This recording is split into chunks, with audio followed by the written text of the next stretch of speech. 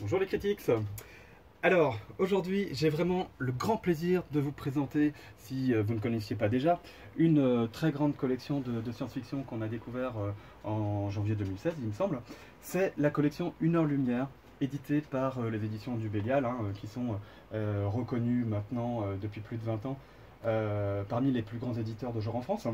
Et ils ont eu l'idée justement de cette collection entièrement designée par l'illustrateur et auteur de bande dessinée Aurélien Polis. Cette collection donc qui nous propose un format peu habituel en France, c'est-à-dire le court roman. Alors les anglo-saxons appellent ça la novella. Donc en fait on est on est dans des textes qui sont à mi-chemin entre la nouvelle et le roman. Voilà. Et dans cette collection absolument géniale qu'il faut évidemment, qui dit collection, il faut les collectionner, il faut tous les avoir parce qu'elle nous propose un panel de tous les plus grands auteurs de science-fiction actuels. Euh, voilà, on va vous en montrer quelques-uns.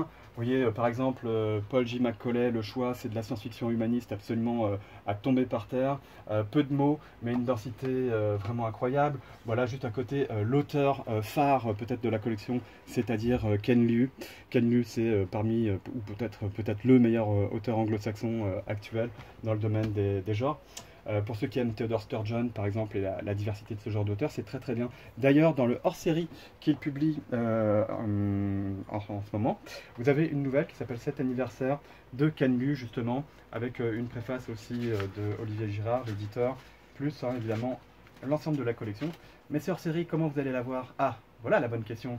Eh bien, évidemment, on en a fait une grosse pile.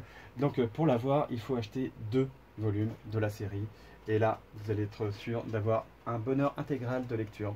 Bon, je vous laisse les critiques parce que moi, j'ai vraiment beaucoup de lectures qui m'attendent. Et notamment les derniers Une heure lumière qui viennent de sortir.